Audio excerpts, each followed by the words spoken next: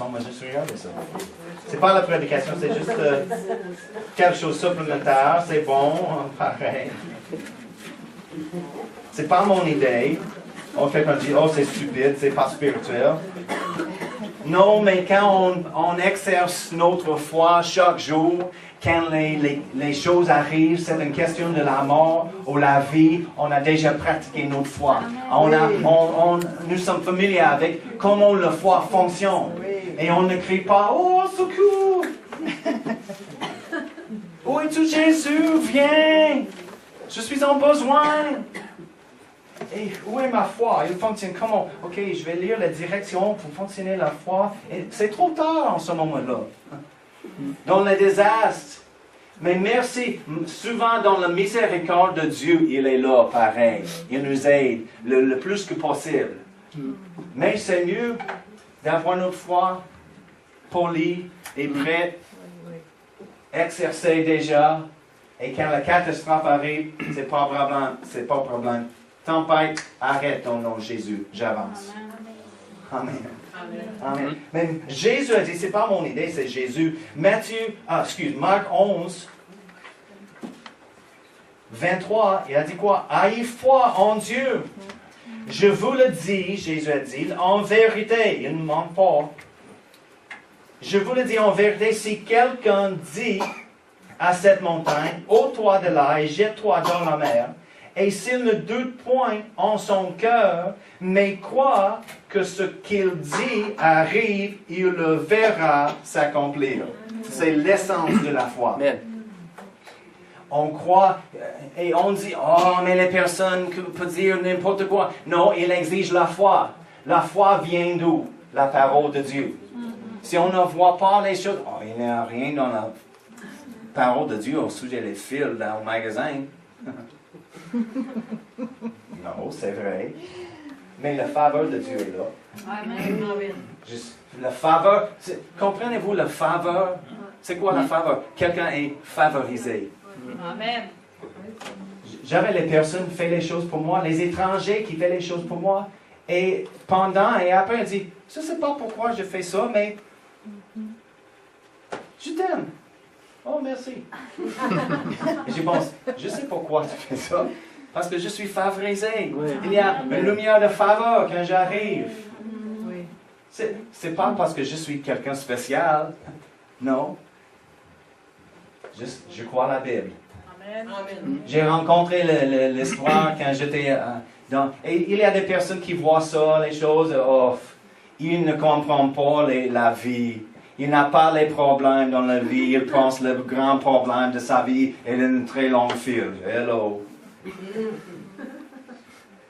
Non, c'est pas vrai. Toutes les personnes sont pareilles. Nous avons tous les problèmes, les choses. Mais dans la foi, il y a une joie. Amen. Il y a une paix et on marche dans la lumière pareille, selon la parole de Dieu. Nous ne sommes pas tossés par toutes les choses qui arrivent. Oh, il y a les chrétiens. Oh, c'est bon. Oh, c'est terrible. Oh, oui. C'est comme une montagne russe chrétien. Oh, en bas. Mais on peut arriver dans un endroit, une place dans notre marche avec le Seigneur plus stable. Oui, des fois, il y a un petit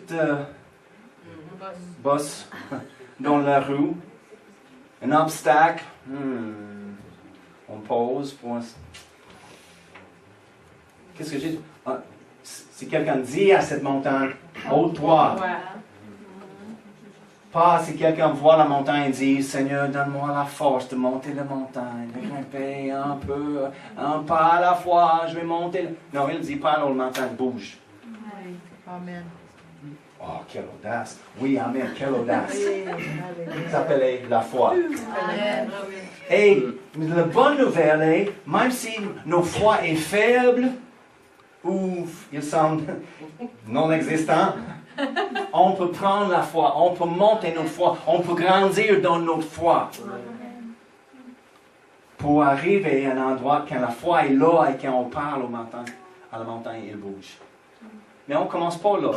On commence avec la petite foi pour une file dans le magasin, pour un stationnement, pour la rue, pour la guérison, pour la provision. Oh, mon fils, il a besoin de quelque chose ou il veut quelque chose.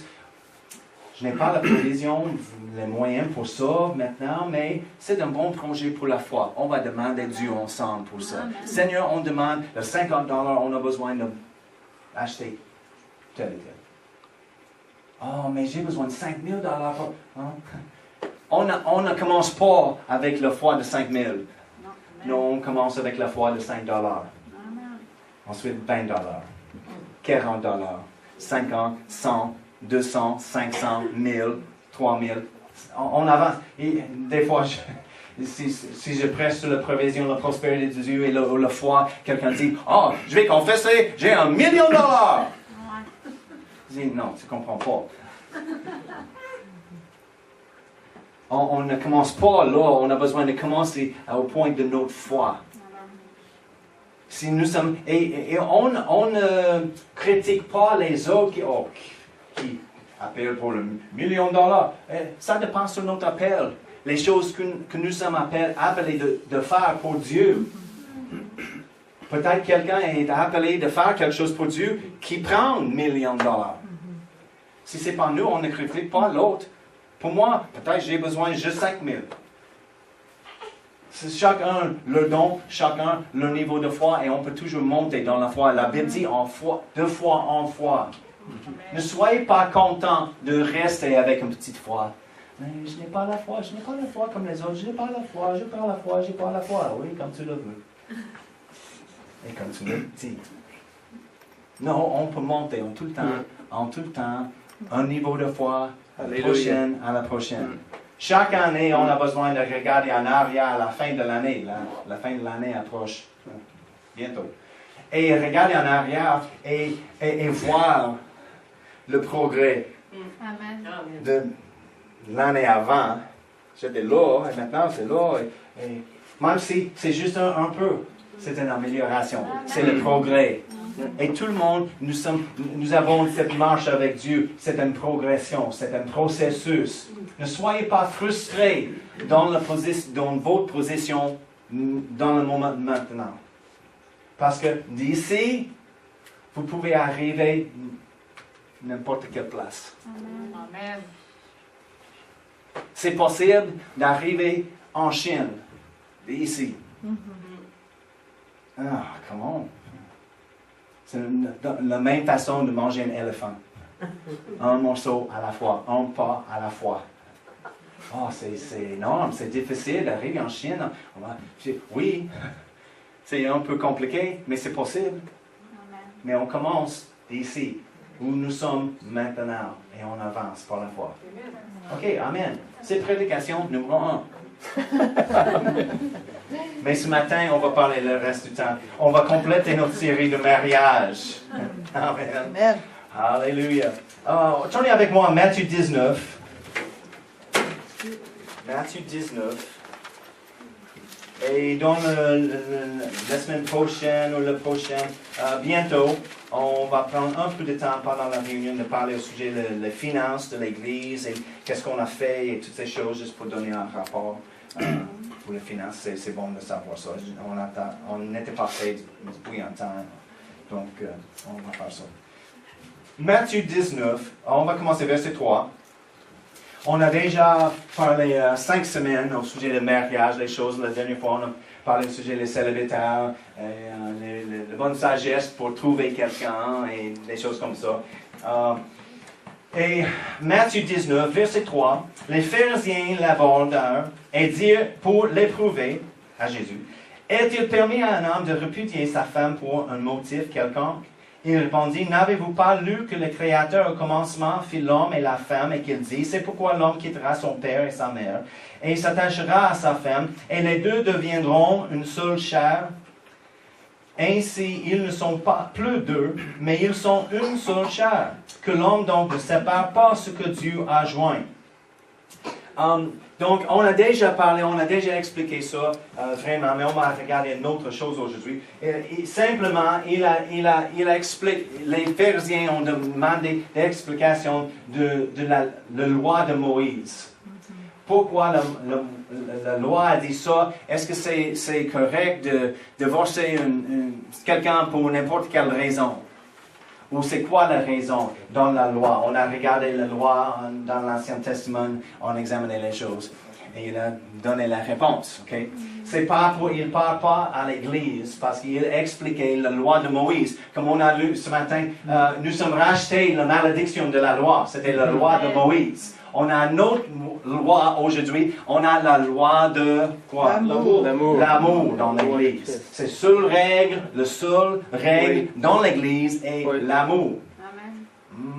Mais les 10 commandements, la Bible dit, si on marche en amour, l'amour ne fait pas le mal à son prochain. Donc, toute la loi est accomplie dans l'amour. On parle au sujet de l'amour divin. On trouve en 1 Corinthiens 13, verset 4 à 8. Okay? L'amour. Donc, ils ont demandé, est-ce que c'est permis de divorcer quelqu'un pour n'importe quelle raison? Pourquoi ils demandent ça? Il n'a jamais arrivé comme ça? Non, il demandait parce que c'est les occasions, les personnes qui ont divorcé pour n'importe quelle raison. On a déjà parlé de plusieurs différentes situations et je sais qu'il y a plusieurs différentes situations ici. Donc, il n'y a pas la condamnation aujourd'hui si quelqu'un est divorcé, les choses. On a déjà expliqué ça. On a trouvé la liberté et la paix dans la parole de Dieu, n'est-ce pas? Donc, si vous avez des questions, écoutez les choses qu'on a déjà fait, c'est bon. Mais on va continuer avec une autre chose. Ils ont demandé ça parce que c'était la situation. Ils ont fait les divorces parmi les Juifs pour n'importe quelle raison. Si elle fait quelque chose, le monsieur n'aime pas, ok, on va divorcer, on trouve un autre qui va faire les choses que j'aime. Mais Jésus a dit non, la loi de Moïse a dit c'était seulement pour l'immoralité. Adultère, les choses comme ça, c'est la raison pour le divorce. Encore, c'est une explication de la loi de Moïse. Parce que Paul a dit les différentes choses un petit peu. Certainement, c'est toujours une raison pour le divorce. Mais on a déjà parlé au sujet des deux chrétiens mariés qui marchent en amour des choses. Mais on trouve la même chose aujourd'hui. Le taux de divorce est... Il dit environ 50%, n'est-ce pas? Je ne sais pas, il me semble, j'ai lu, c'était juste plus que 50%. Ça dépend des sondages et des choses. Mais c'est pas bon aujourd'hui. Et on trouve vraiment la même chose. Il y a les divorces pour n'importe quelle raison, juste quelque chose. On a tombé en amour, nous ne sommes pas en amour maintenant, on va trouver un autre, on va la divorcer, c'est fini. Mais il a dit, c'est pas pour les chrétiens. Ils ont continué, ils ont demandé, c'est pourquoi, pourquoi donc lui dire-t-il, Moïse a prescrit de donner à la femme une lettre de divorce et de la répudier. Il leur répondit, c'est à cause de la dureté de votre cœur que Moïse vous a permis de repudier vos femmes. Au commencement, il n'en était pas ainsi. Il a dit au commencement, c'est quoi le commencement? Dans le jardin, il a créé l'homme et la femme. C'est une autre prédication, on sait. Il a créé l'homme et la femme. On a trouvé le mariage. Il était devant Dieu et unis ensemble pour aider l'un et l'autre. C'est le mariage, c'était pour toujours. Et il n'y a pas une provision de divorce dans le jardin. Mais avec le péché, la maladie et toutes les mauvaises choses est venu dans le jardin. Okay? Et il a dit, à cause de la dureté de vos cœurs, Moïse a donné la permission de faire un divorce. Mais il a dit, ce n'était pas le plan au commencement. Tournez avec moi 1 Corinthiens 7. 1 Corinthiens 7.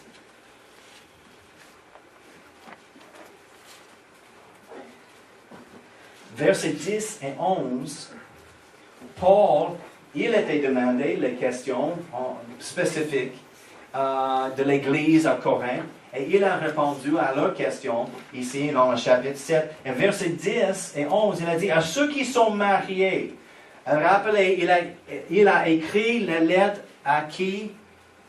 à l'Église, n'est-ce pas? Les chrétiens. Donc, il a dit, pour vous qui sont mariés, donc il parle au sujet de 2 chrétiens, 2 croyants, okay, qui sont mariés.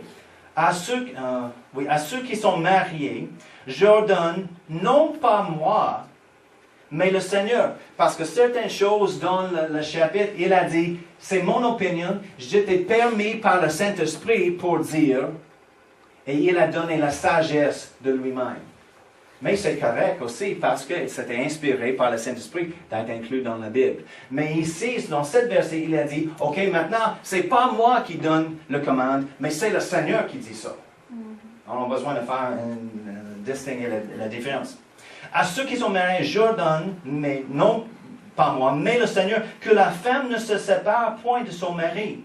Si elle est séparée, qu'elle demeure sans se marier ou qu'elle se réconcilie avec son mari, et que le mari ne répudie point son femme.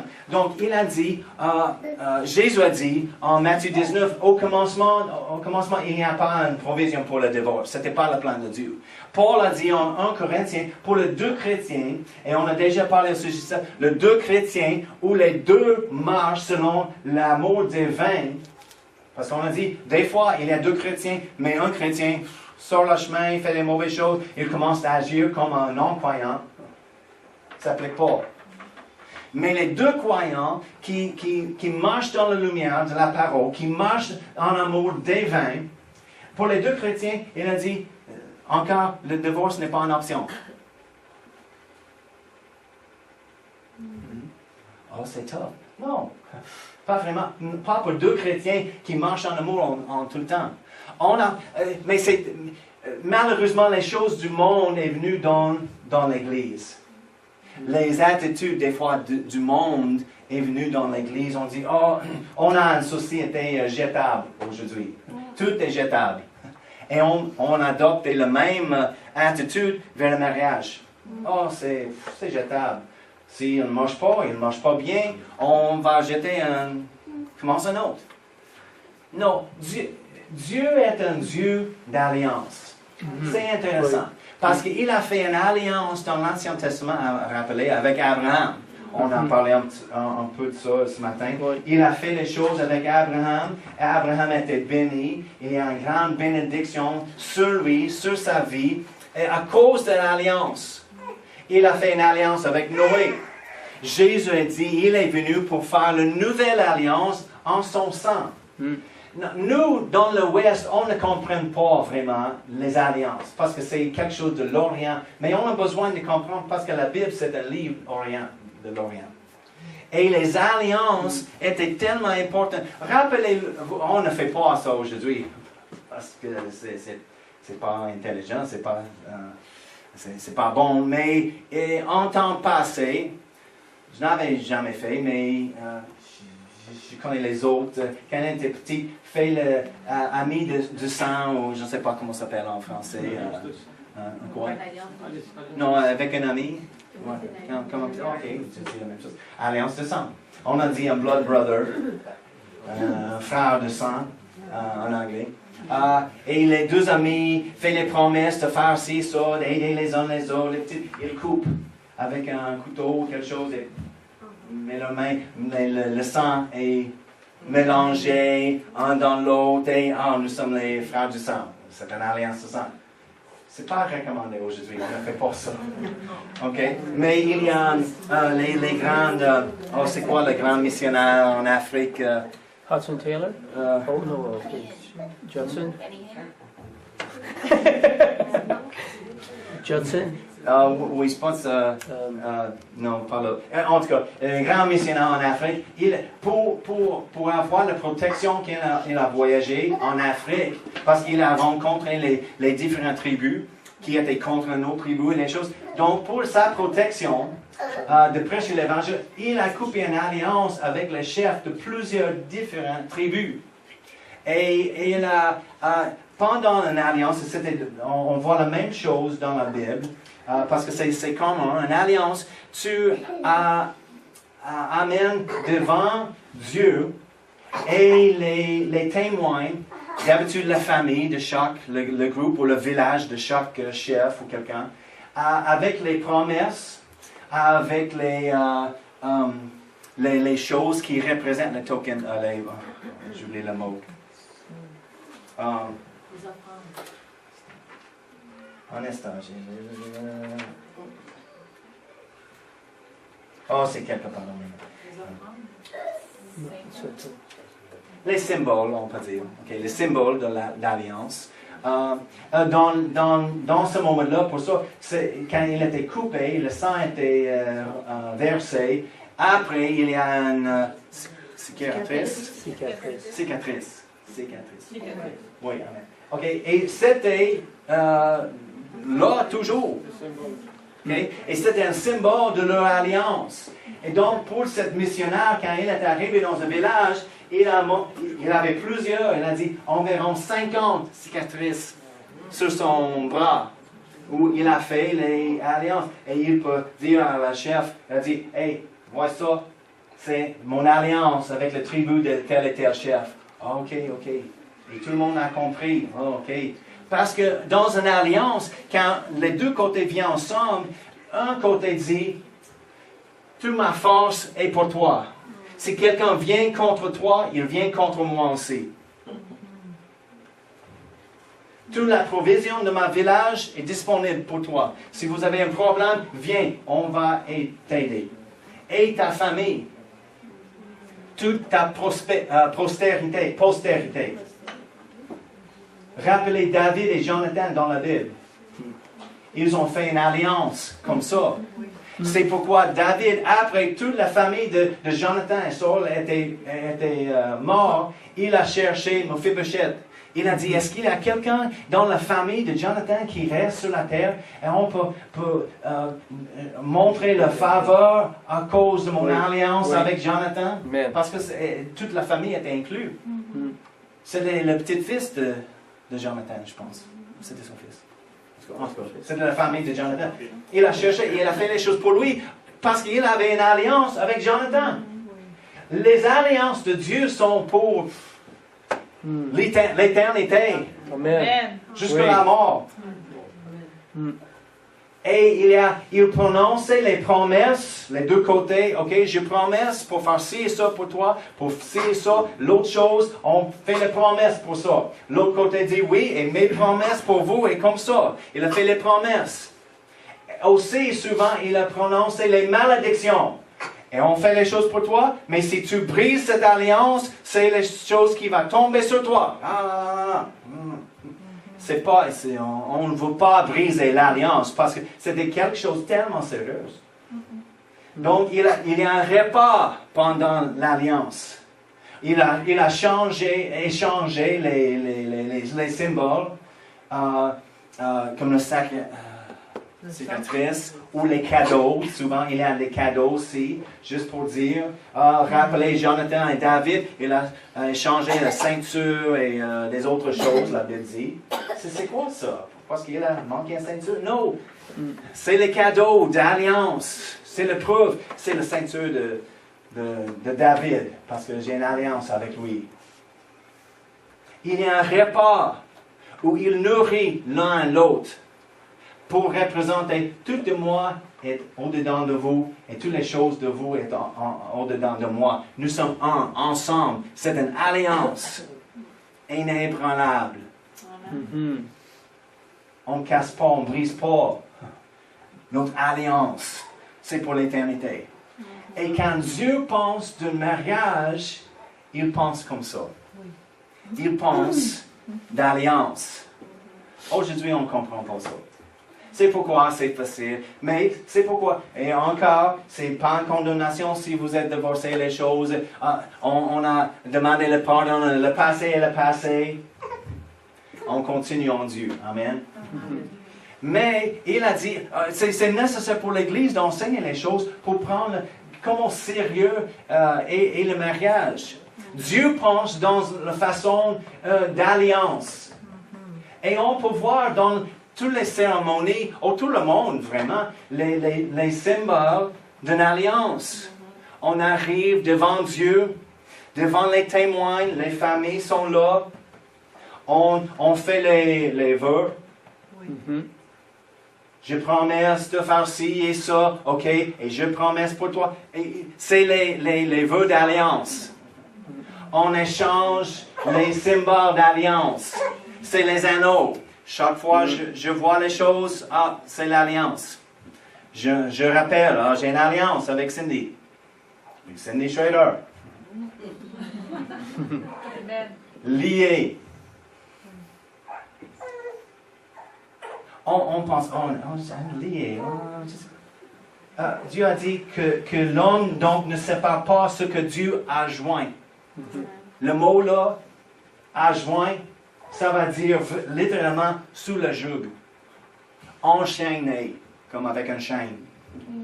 Lié. Hey, j'aime pas ça. C'est le problème aujourd'hui.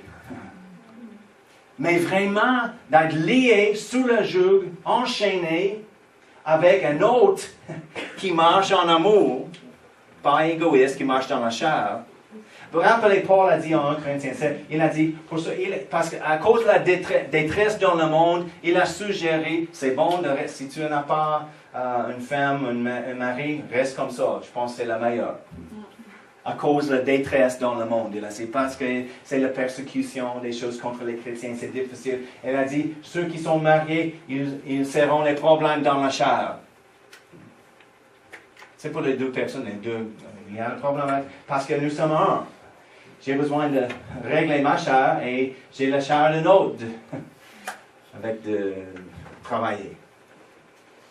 Mais, en même temps, c'est bon. Si on pense, c'est le problème avec la chair, avec deux qui marchent en amour. Si un des deux marche dans la chair, c'est une multiplication des problèmes dans la chair. En deux personnes qui marchent selon la chair, selon leurs besoins, égoïstes, pourquoi tu as besoin de faire ci, il ne fait rien pour moi, toujours lui-même, elle fait ci, ça, c'est toujours... Aïe, aïe, aïe. Mais pour les deux personnes, les deux chrétiens qui marchent en amour divin, c'est comme le paradis, le ciel sur la terre.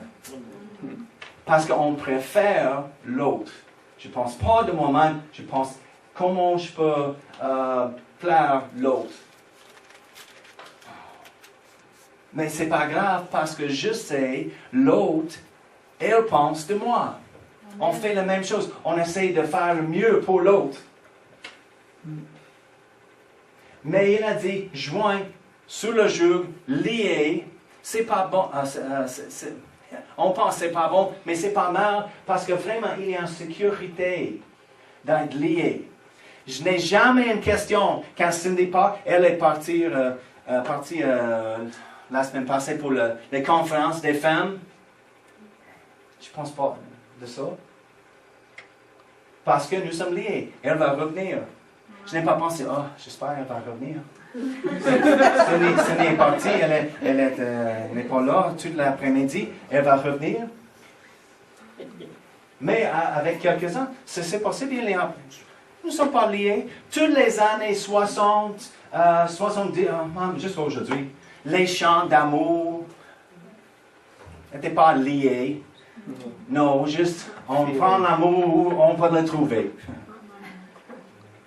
Si tu peux ne pas aimer la personne que tu aimes, love the one you're with.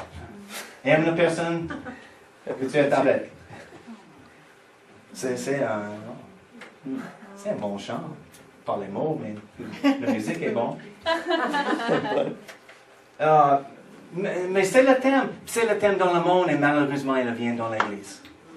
Non, Dieu pense d'une alliance liée. Il y a sécurité. Maman va revenir aujourd'hui. Je ne sais pas, j'espère que oui. Des fois, maman, je connais les personnes, et les personnes qui sont mariées vraiment.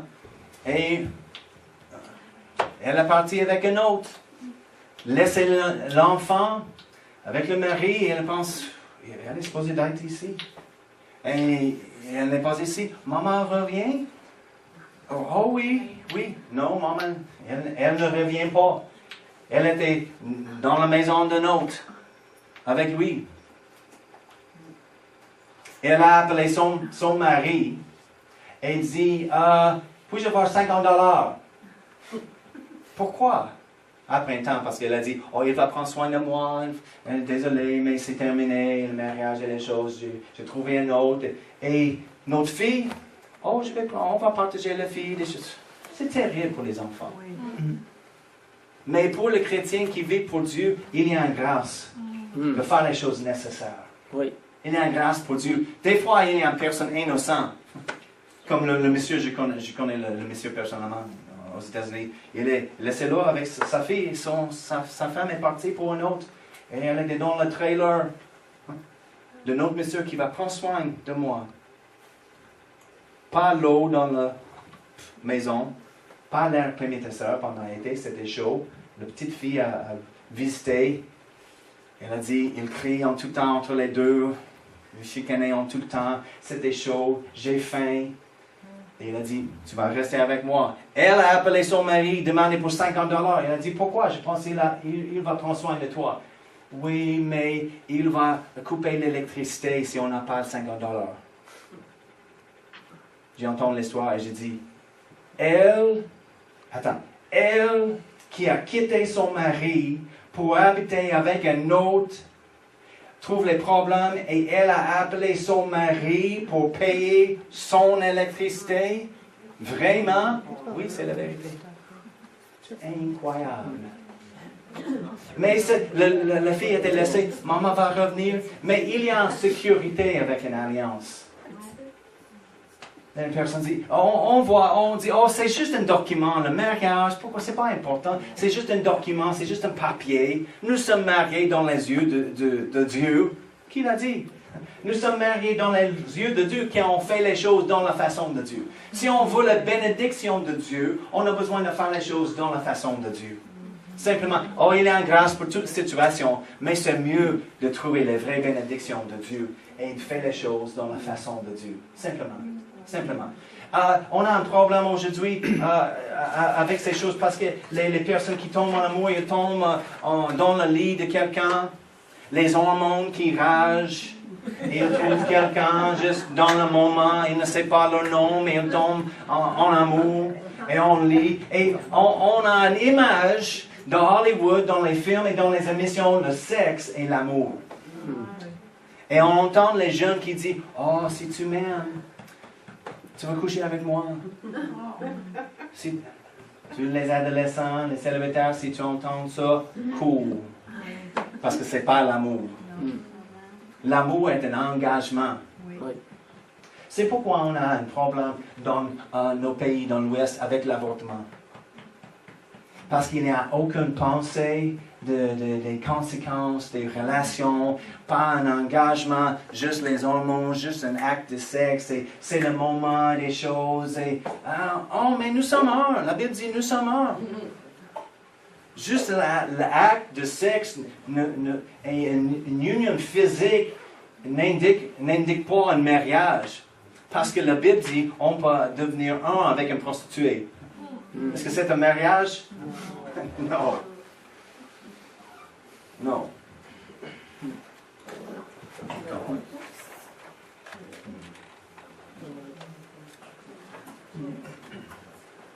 Donc, c'est tellement important de faire les choses dans la façon de Dieu, de trouver ses bénédictions.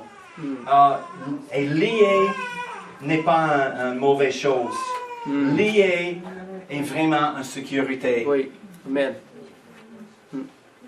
Parce qu'on a mal entendu plusieurs choses. Et c'est pourquoi c'est tellement important pour l'Église de comprendre.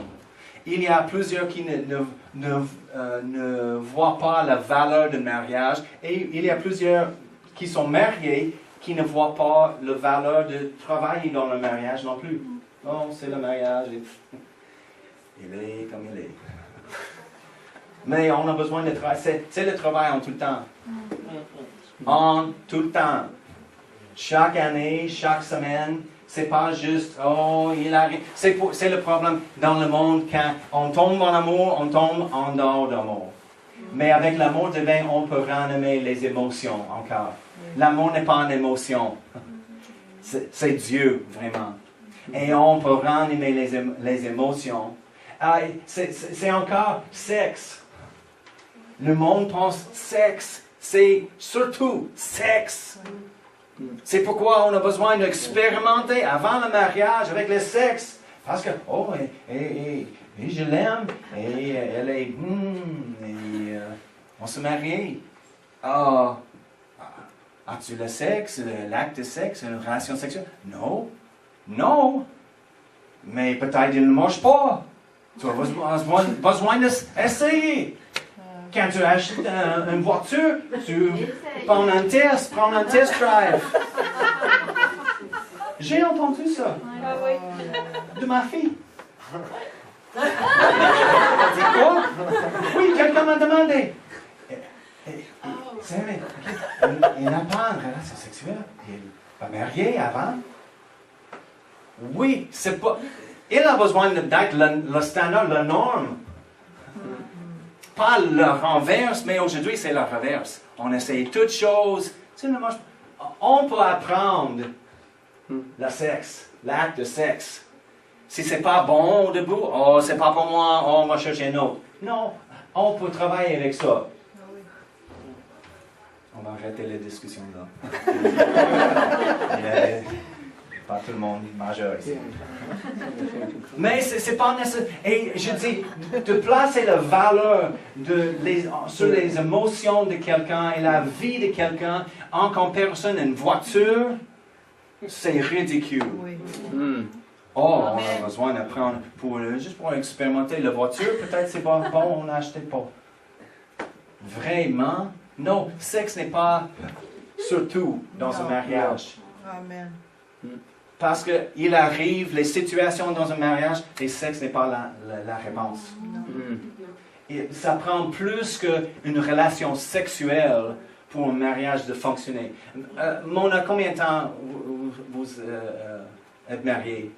Combien d'années? 54. 54. Oui. C'est depuis longtemps. Oui. C'est mes parents, 65 années cette année. Wow. Et ils sont. Ma mère a la démence et elle n'est pas vraiment là. Mais mon père est tellement en amour avec elle. Elle donne les becs, et flatte les cheveux, la main, des choses, et prend soin d'elle. C'est incroyable vraiment. On n'a jamais pensé qu'il peut faire ça. Parce qu'il était dans la génération, l'homme travaille, la femme reste, et elle prend soin de moi, et maintenant c'est reversé, elle est là, et elle prend soin. Et c'est incroyable, et je suis étonné vraiment qu'il a fait ça. Mais c'est l'amour.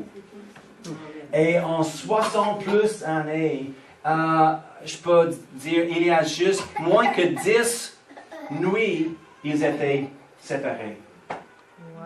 Pour un voyage, parce qu'ils étaient toujours ensemble, faire les choses. Et, il y a une sécurité d'être lié comme ça. On arrive, c'est la façon de Dieu, de devenir devant Dieu, devant les témoins, d'échanger les vœux. Je promets de faire ci et ça pour toi. Et il promet pour l'autre. On fait un échangement des symboles pour rappeler chaque jour, oh oui, pas cicatrice. Merci Seigneur. Mais les anneaux, on sait pourquoi dans le mariage, on donne un morceau de gâteau, parce que j'ai tout de moi au-dedans de vous maintenant. Et toi, pour moi. Il y a des cadeaux, les familles devant Dieu. Et c'est pourquoi on dit jusqu'à la mort nous sépare. C'est l'idée. Quand Dieu pense de mariage, il pense d'une alliance. On a besoin d'adapter la même pensée, la même idée dans notre culture de l'Église, dans la famille de l'Église. Amen. Amen. Et encore, ce n'est pas la condamnation, il y a plusieurs situations, mais c'est ma responsabilité de prêcher la vérité. Et c'est à vous pour faire le reste. Amen. Mais Dieu est bon, il nous aime, il veut le meilleur pour nous. Et aussi, on a besoin de rappeler juste un autre. Le mariage, un homme et la femme, c'est, la Bible dit, une image de Jésus et l'Église. Comme il donne sa vie, il fournit pour elle, et elle adore, et les deux ensemble. c'est nous. Et c'est une bonne question. Est-ce que notre mariage est une image de Jésus et l'Église? C'est une bonne pensée. C'est pourquoi il prend le travail en tout temps, Mais il y a grâce pour toute situation et l'amour de Dieu est là. Amen.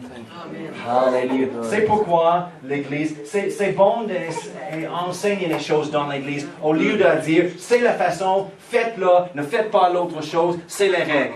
Non, on a besoin de comprendre pourquoi on croit ça, pourquoi Dieu pense comme ça, pourquoi c'est dans la Bible, pourquoi c'est l'importance du mariage. C'est vraiment en sécurité avec la bénédiction de Dieu. Amen. On va prier. Merci Seigneur. Merci pour ta parole. Merci pour ton esprit. Merci pour ton amour pour nous ce matin. Et toujours. Merci Seigneur pour la sainteté de le mariage. Oh, nous sommes bénis quand on trouve quelqu'un dans nos vies. Merci pour le don de chacun, Seigneur. Pour les célibataires, pour les mariés. Oh, on a ton amour, Seigneur, dans nos vies. Et ta grâce de faire les choses que tu nous as appelées de faire personnellement, ensemble comme un couple, ensemble comme une église, Seigneur. Merci pour tes dons. Merci pour ta grâce. Sois glorifié dans notre Église, dans nos mariages, dans nos familles, dans nos vies personnelles, Seigneur. Sois glorifié au nom de Jésus. Amen.